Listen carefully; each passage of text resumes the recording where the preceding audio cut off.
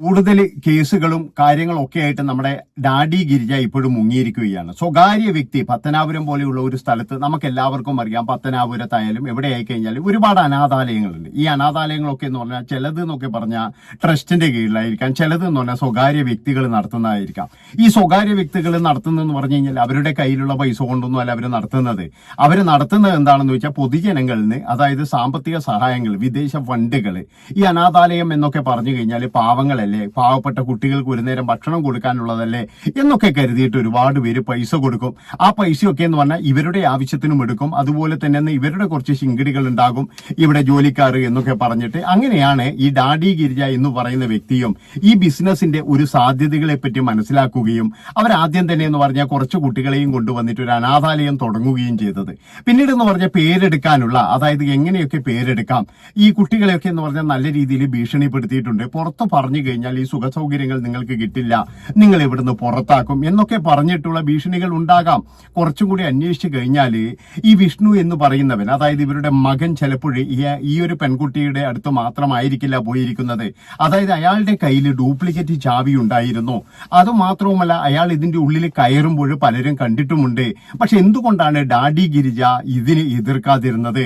അതായത് താൻ നടത്തുന്ന സ്ഥാപനമാണ്, എന്റെ മകനാണ്, അവനവിടെ കയറിക്കോട്ടെ, അവന്റെ ആവശ്യങ്ങൾ നടത്തിക്കോട്ടെ എന്ന് കരുതിയിട്ട് ഈ സ്ത്രീ കണ്ണടച്ചതാണോ? എന്നാൽ അതെ. അതായത് ഈ സ്ത്രീക്കും ഒരുപാട് പ്രശ്നങ്ങൾ ഉണ്ടായിരുന്നു. അതായത് ഭർത്താവ് മരിച്ചതിന് ശേഷം നമ്മളൊക്കെ കരുതുന്നതല്ലേ ഇവരിങ്ങനെ മക്കളെ മാത്രം നോക്കിക്കൊണ്ട് അല്ലെങ്കിൽ അനാഥാലയം മാത്രം നോക്കിക്കൊണ്ട് നിന്ന ഒരു സ്ത്രീയല്ല. അവരുടെ കയ്യിലും ഒരുപാട് പ്രശ്നങ്ങളും കാര്യങ്ങളൊക്കെ ഉണ്ടായിരുന്നു. അവിടെയുള്ള അന്തേവാസികൾ തന്നെ പലപ്പോഴും പറഞ്ഞിട്ടുണ്ട്, ചില കുട്ടികളൊക്കെ എന്ന് പറഞ്ഞാൽ ചില വെളിപ്പെടുത്തലുമായിട്ട് വന്നിട്ടുണ്ട്. എന്താണെന്ന് വെച്ച് കഴിഞ്ഞാൽ ഈ വീട്ടിൽ പലരും കയറുന്നത് കണ്ടിട്ടുണ്ട്. അത് മാത്രമല്ല, അവിടെ ആണുങ്ങളൊന്നും ഇല്ലാത്ത സമയത്ത് വാതിൽ അടച്ചിട്ട്, അതായത് വേറെ ആരും ഇല്ലാത്ത സമയത്ത് ഡാഡി ഗിരിജയും വേറെ ആരും അവിടെ വന്നിട്ട് വാതിലൊക്കെ അടച്ചിരിക്കുന്ന സ്ഥിതിയൊക്കെ ഉണ്ടായിട്ടുണ്ട്. പലരും ഇത് കണ്ടിട്ടുണ്ട്. പക്ഷേ കണ്ടവരൊന്നും ഇത് മിണ്ടാൻ തയ്യാറല്ല. കാരണം എന്താണെന്ന് വെച്ച് കഴിഞ്ഞാൽ, അതായത് ഈ കുട്ടികൾക്ക് വേറെ എവിടെയും പോകാൻ സ്ഥലമില്ല. അതാണ് പ്രധാനപ്പെട്ട ഒരു കാര്യം. നമ്മളിപ്പോഴേ ഈ കുട്ടികളെ നമുക്ക് ഭീഷണിപ്പെടുത്തി നിർത്താം. അതെങ്ങനെയാണെന്നറിയോ? ഇപ്പൊ അതെന്ന് പറയുന്നത് നമ്മൾ വിചാരിക്കുന്ന പോലെയല്ല അതിൻ്റെ ഇത്.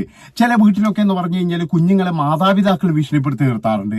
അതുപോലെ തന്നെ എന്ന് പറഞ്ഞാൽ ചില ചൂഷകന്മാർ, അതായത് കുട്ടികളെ ചൂഷണം ചെയ്യുന്ന ടീമുകളുണ്ട്, അവർ ഭീഷണിപ്പെടുത്താറുണ്ട്. നിന്റെ മാതാപിതാക്കളെ ഞങ്ങൾ ഇത് ശരിയാക്കി കളയും, അതുപോലെ തന്നെ നിന്റെ അനുജനെ ശരിയാക്കി കളയും എന്നൊക്കെ പറഞ്ഞിട്ട്. അതുപോലെ തന്നെയാണ് ഇതും. അതായത് നിന്നെ ഇവിടെ നിന്ന് ഇറക്കി വിട്ട് കളയും. ഇറക്കി വിട്ട് കഴിഞ്ഞാൽ നീ റോഡിൽ കിടന്ന് തെണ്ടേണ്ടി വരും. ഈ സുഖ സൗകര്യങ്ങളൊന്നും നിനക്ക് ഉണ്ടാവില്ല. നിന്നെ ചിലപ്പോഴെന്ന് പറഞ്ഞു കഴിഞ്ഞാൽ ഭിക്ഷക്കാർ വരെ എടുത്തു കൊണ്ടുപോകും എന്നൊക്കെ പറഞ്ഞിട്ട് ഭീഷണിപ്പെടുത്തി കഴിഞ്ഞാൽ അതിൻ്റെ ഉള്ളിലുള്ള ഒരു കാര്യവും പുറത്തു വരാൻ പോകുന്നില്ല. അതാണ് നമ്മൾ മനസ്സിലാക്കേണ്ടത്. അതായത് അവർക്ക് പറയാൻ ആരുമില്ല, അവർക്ക് ഒരാളുമില്ല, ഒരു രക്ഷകർത്താവില്ല, അല്ലെങ്കിൽ ഒരു മറ്റുള്ളവരില്ല അവർക്ക് തുറന്നു പറയാൻ വേണ്ടിയിട്ട്. അവരെന്ന് പറഞ്ഞാൽ പൂർണ്ണമായിട്ടും ഈ ഡാഡി ഗിരിജയുടെ അണ്ടറിലാണ്. അതാണ് നമ്മൾ മനസ്സിലാക്കേണ്ടത്. അപ്പൊ ഈ ഡാഡി ഗിരിജ എന്ന് പറയുന്ന ഒരു വ്യക്തിയാണെങ്കിൽ ക്രൂരമായ, അല്ലെങ്കിൽ എന്ന് പറഞ്ഞു കഴിഞ്ഞാൽ ഇതിന് കൃത്യമായിട്ട് ഈ ഒരു എന്താ പറയുക അനാഥാലയം നടത്തിക്കൊണ്ടുപോകാൻ ഒരു ഇതുമില്ലാത്ത ഒരു വ്യക്തിയാണ്, ഒരു യോഗ്യതയും ഇല്ലാത്ത ഒരു വ്യക്തിയാണ്. അങ്ങനെയുള്ള ഒരു വ്യക്തിയാണ് വെളുക്കെ ചിരിച്ചുകൊണ്ട് മാധ്യമങ്ങളുടെ മുന്നിൽ വന്നിട്ട് പേരെടുക്കാൻ വേണ്ടിയിട്ട് കുറെ നാൾ ഇവരെ നോക്കി, കുറെ സമ്പാദ്യങ്ങൾ ഉണ്ടാക്കി, ഒരുപാട് പേര് പൈസ കൊടുക്കുന്നുണ്ടായിരുന്നു, വിദേശത്തു നിന്നൊക്കെ നല്ല രീതിയിലുള്ള ഫണ്ട് വരുന്നുണ്ടായിരുന്നു. ഈ ഫണ്ടുകളും കാര്യങ്ങളൊക്കെ എന്ന് പറഞ്ഞാൽ ഇവരുടെ പോക്കറ്റിലും, അതുപോലെ മകനെ വിദേശത്ത് അയച്ചിട്ട് അവൻ വലിയ എന്തോന്ന് അവിടുന്ന് കൊണ്ടുവന്നു എന്നുള്ള തരത്തിൽ ഒരു 10-50 ലക്ഷം രൂപയുടെ വീടൊക്കെ ഉണ്ടാക്കുന്നത്. അതായത് മകൻ എന്തോ വിദേശത്ത് നിന്ന് അങ്ങ് കെട്ടിക്കൊണ്ടുവന്ന മാതിരി അയാളുടെ വിദ്യാഭ്യാസ യോഗ്യത എന്താണ്, അയാൾക്ക് എന്താണ് അവിടെ ജോലി കിട്ടിയത് എന്നൊക്കെ അന്വേഷിച്ചാൽ മനസ്സിലാകും. അയാൾക്ക് എത്ര ശമ്പളം ഉണ്ടായിരുന്നു, അയാൾ ഒരു ശമ്പളം കൊണ്ട് അയാൾ ഇത്രയും നാൾ അവിടെ പോയിട്ട് 1, 2, 3 വർഷം, ആ ഒരു 3 വർഷം കൊണ്ട് എടുക്കുന്ന ഒരു വീടാണോ അവർ എടുത്തിരിക്കുന്നത്? ഇതൊക്കെ അന്വേഷിച്ചു കഴിഞ്ഞാൽ കൃത്യമായിട്ട് മനസ്സിലാകും. അതായത് ഡാഡി ഗിരിജയുടെ ഉഡായിപ്പാണ് ഇതൊക്കെ. അതായത് ഈ മകനെ വിദേശത്തെ അയക്കുക വഴി അവിടെ നിന്നും പിന്നെ കൊണ്ടുവന്ന സമ്പാദ്യമാണ് എന്നൊക്കെ പറഞ്ഞിട്ട് ഈ അനാഥാലയത്തിലേക്ക് വരുന്ന പൈസകളും അതുപോലെ തന്നെ നല്ലവരായ വ്യക്തികൾ ഒരുപാട് ഡൊണേറ്റ് ചെയ്യും. എന്താണെന്ന് വെച്ചാൽ അനാഥ കുട്ടികൾക്ക് ഒരു നേരത്തെ ഫുഡ് കൊടുക്കുന്നതല്ലേ. പിന്നെ എന്ന് പറഞ്ഞാൽ ചിലരുടെ ബർത്ത്ഡേ അങ്ങനെയുള്ള പാർട്ടികൾക്ക് അവിടെ ഫുഡ് സപ്ലൈ ചെയ്യാറുണ്ട്. അതിന്റെയൊക്കെ പൈസ എന്നുണ്ടെങ്കിൽ ഈ സ്ത്രീയുടെ കീശയിലേക്ക് വരുക. ആ സ്ത്രീ ആണെങ്കിൽ അവർക്ക് എന്തെങ്കിലും കൊടുത്തിട്ട്, അതായത് ഇതാരും പരാതി പറയാൻ പോകത്തില്ലല്ലോ, എനിക്ക് കിട്ടിയില്ല എന്നവർ ആരോടാ പറയാ? ഒരാളോടും പറയാൻ കഴിയില്ല. അതിന്റെ ഉള്ളിൽ അങ്ങനെയുള്ള ആരെയും കയറ്റത്തില്ല. അങ്ങനെ ഇരിക്കുകയാണ് അവിടെ ഒരു വാടം വരുന്നത്, അതായത് ഒരു ജോലിക്ക് വേണ്ടിയിട്ട് ഒരു സ്ത്രീ വരുന്നത്. ആ സ്ത്രീ ശരിക്കും പറഞ്ഞാൽ ആ സ്ത്രീയാണ് ഇവിടുത്തെ ഹീറോ എന്ന് ഞാൻ പറയുള്ളൂ. കാരണം എന്താണെന്ന് വെച്ചാൽ ഒരു ദിവസം കൊണ്ട് അവർക്ക് മനസ്സിലായി ഇവിടെ ഭയങ്കരമായിട്ടുള്ള പീഡനമാണ്, നമ്മൾ പുറത്തുനിന്ന് നോക്കുന്നത് പോലെയല്ല, ഇവിടെയുള്ള പലർക്കും പലതും പറയാനുണ്ടെന്ന്. ആ ഒരു ദിവസം കൊണ്ട് തന്നെ എന്ന് പറഞ്ഞു കഴിഞ്ഞാൽ ആ സ്ത്രീ അവരാൽ കഴിയുന്ന കാര്യങ്ങൾ മുഴുവൻ, അതായത് ക്യാമറയിൽ പകർത്തുന്നു. അതിനുശേഷം എന്ന് പറഞ്ഞു കഴിഞ്ഞാൽ ഇവര് വെളിയിൽ വിടുന്നു. ഈ വെളിയിൽ വിടും എന്ന് പറയുന്നു. ഇവരാണ് പോയിട്ട് കേസ് കൊടുത്തിരിക്കുന്നത്. അതായത് ഈ ഡാഡി ഗിരിജ എന്റെ അനാഥാലയത്തിൽ വന്നിട്ട് ഇങ്ങനെ ഈ പ്രശ്നം ഉണ്ടാക്കുന്നു എന്നൊക്കെ പറഞ്ഞിട്ട്. ഏതായാലും ആ പ്രശ്നം ഇവർക്ക് അവിടെ മുക്കാൻ വേണ്ടി സാധിച്ചു എന്നുള്ളതാണ്. ഇല്ലെങ്കിൽ അന്ന് തന്നെ എന്ന് പറഞ്ഞു കഴിഞ്ഞാൽ ഈ അനാഥാലയം പൂട്ടിപ്പോകും. പക്ഷെ അന്ന് എല്ലാവരും ചേർന്നിട്ട് ഇതിനെതിരെ ഒന്നും വരാതെ, അത് കഴിഞ്ഞിട്ടും ഇപ്പോഴും രണ്ടാമത് ഈ ഒരു പ്രശ്നം വന്നപ്പോഴും എന്താണ് സംഭവിച്ചത്? കുറച്ച് ദിവസം കഴിഞ്ഞപ്പോൾ നമ്മുടെ ഡാഡി ഗിരിജ വന്നിട്ട് പറഞ്ഞു, ഞാൻ മുഖ്യമന്ത്രിക്ക് പരാതി കൊടുത്തിട്ടുണ്ട്, നിയമപരമായി നേരിടും, നിയമപരമായിട്ട് പ്രശ്നമാക്കും എന്നൊക്കെ പറഞ്ഞ് ഭയപ്പെടുത്തുകയാണ് ആദ്യം തന്നെ ചെയ്തത്.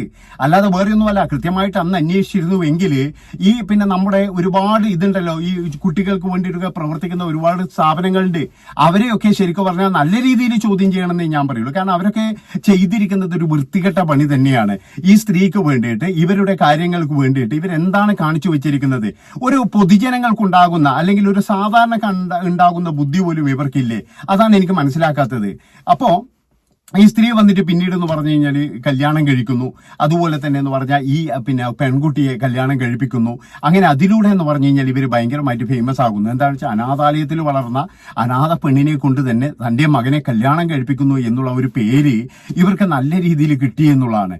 അതിന്റെ കാരണം എന്താണെന്ന് വെച്ച് കഴിഞ്ഞാൽ, അതായത് ഇവര് ക്രിയേറ്റ് ചെയ്തിരിക്കുന്ന കുറച്ച് സിമ്പതി ഉണ്ട്, പക്ഷെ അതിന്റെ ഉള്ളിൽ നടന്ന വേറെയാണ്.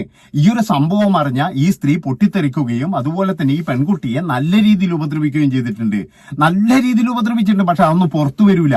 അപ്പൊ എല്ലാവരും പറയുന്ന ഒരു കാര്യം എന്താണെന്ന് വെച്ചാൽ, നല്ലൊരു സ്ഥാപനമല്ലേ, നിങ്ങൾ എല്ലാവരും ചേർന്നത് പൂട്ടിച്ചില്ലേ എന്ന് പറയുമ്പോൾ നിങ്ങളൊരു കാര്യം ആലോചിക്കണം, ഇതൊരു നല്ല സ്ഥാപനമല്ല.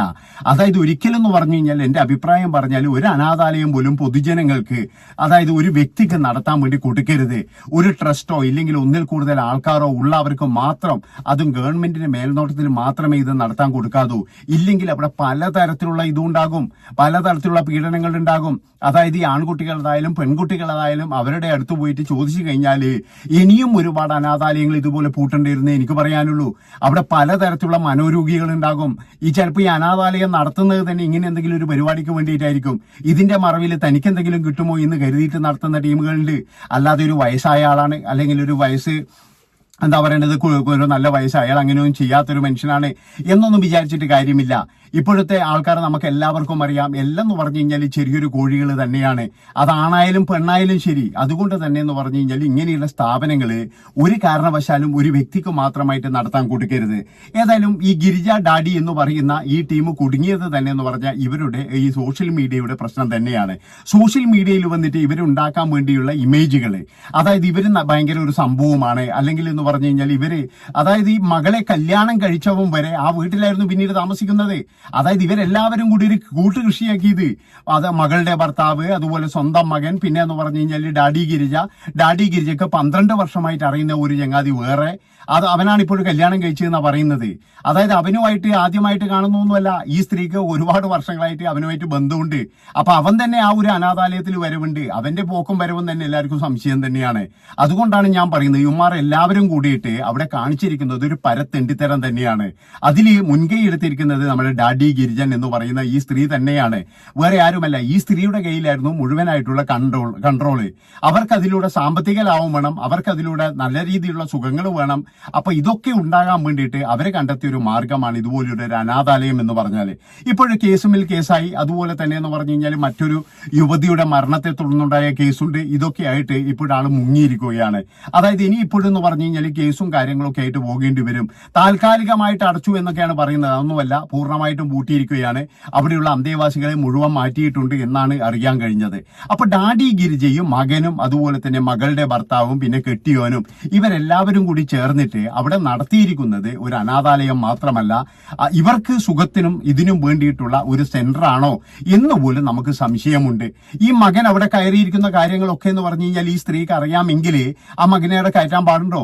അതുമാത്രമല്ല, പ്രായപൂർത്തിയായ ഒരുപാട് പെൺകുട്ടികൾ താമസിക്കുന്ന സ്ഥലത്ത് മകനെ തുറന്നു വിട്ടിട്ട് ഈ സ്ത്രീ അവിടെ ഇരുന്നിട്ട് ഇത് കണ്ട് രസിച്ചു എന്നുള്ളതാണ്. ആലോചിച്ച് നോക്കണം നിങ്ങൾ, എത്ര ക്രൂരമായ ഒരു പരിപാടിയാണ്. ഇവൻ അതിന്റെ ഉള്ളിൽ കള്ളത്താക്കോലിട്ടിട്ട് അതിന്റെ ഉള്ളിൽ കയറുവാന്ന് പറഞ്ഞു കഴിഞ്ഞാൽ ഇവൻ ഏത് പാതിരാത്രിക്കും അതിന്റെ ഉള്ളിൽ കയറാം. ഓണറുടെ മകനല്ലേ, ഒരാൾക്ക് പോലും മിണ്ടാൻ കഴിയില്ല. മിണ്ടിക്കഴിഞ്ഞാൽ ചിലപ്പോൾ നമ്മുടെ പണി തെറിക്കുമോ എന്നുള്ളൊരു ഭയം കൊണ്ട് ഒരാൾ പോലും മിണ്ടിയിട്ടില്ല. അതുകൊണ്ട് ചെറുക്കൻ അങ്ങ് സുഖിച്ചു എന്നുള്ളതാണ്. നല്ല രീതിയിൽ ചെറുക്കൻ സുഖിച്ചു. ആ പെൺകുട്ടിയാണെങ്കിൽ 8ാം മാസത്തിൽ പ്രസവിച്ചു. അതാണ് പ്രശ്നമായത്. ഇല്ലെങ്കിൽ ഇതൊന്നും ആരും അറിയില്ല. അതായത് അവിടെ ഉള്ളില് ഇവൻ നടത്തിയിരിക്കുന്ന കാര്യങ്ങൾ മുഴുവൻ എന്ന് പറഞ്ഞു കഴിഞ്ഞാല് ഇതുപോലെയുള്ള തെണ്ടിത്തരം തന്നെയാണ്. ഇവനിപ്പോ കല്യാണം കഴിക്കാൻ വേണ്ടിയിട്ടൊന്നുമല്ല ആ പെൺകുട്ടിയായിട്ട് പിന്നെ അടുത്തത്. അതായത് ഇവന്റെ കാര്യങ്ങൾ സാധിക്കാൻ വേണ്ടിയിട്ട് അത് കഴിഞ്ഞതിന് ശേഷം ഇവനൊരു ടൈം പാസ്. ഞാൻ പറഞ്ഞല്ലോ, ഇവൻ എവിടെയും പോകണ്ട, ഇവൻ അതിന്റെ ഉള്ളിലേക്ക് കയറിയാൽ മതി. ആ ഒരു ടൈം പാസ്സാണ് ഇവൻ ചെയ്തിരിക്കുന്നത്. അതുകൊണ്ട് ഞാൻ പറയുന്നത് ഇവനെ പുറത്തു വിടാൻ പാടില്ല.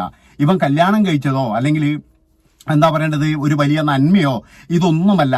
അവിടെ നടന്നിരിക്കുന്നത് കൃത്യമായിട്ടുള്ളതെന്ന് പറഞ്ഞു കഴിഞ്ഞാൽ ഈ ഒരു കുട്ടിക്ക് മാത്രമല്ല, വേറെയും കുട്ടികൾക്ക് ചിലപ്പോഴേ അവിടെ ഇതുപോലെയുള്ള ക്രൂരമായിട്ടുള്ള അനുഭവം ഉണ്ടാകും. അതുകൊണ്ടാണ് പറയുന്നത് ഇവന്മാരെ എത്രയും പെട്ടെന്ന് അറസ്റ്റ് ചെയ്യണം. അതിനെല്ലാ ഒത്താശകളും ചെയ്തു കൊടുത്ത ഈ സ്ത്രീയാണ് ഈ ഡാഡി ഗിരിജ എന്ന് പറയുന്ന ക്രൂരമായ ഒരു മനുഷ്യ സ്ത്രീ. അവരുടെ അനാശാസ്യ പ്രവർത്തനങ്ങളും കാര്യങ്ങളൊക്കെ അതിലൂടെ മുറ പോലെ നടന്നിട്ടുമുണ്ട്. പല ആൾക്കാരും അത് പറഞ്ഞിട്ടുമുണ്ട്. ഏതായാലും ഞാനൊരു ചെറിയൊരു വോയിസ് ക്ലിപ്പ് നിങ്ങൾക്ക് കേൾപ്പിക്കാം.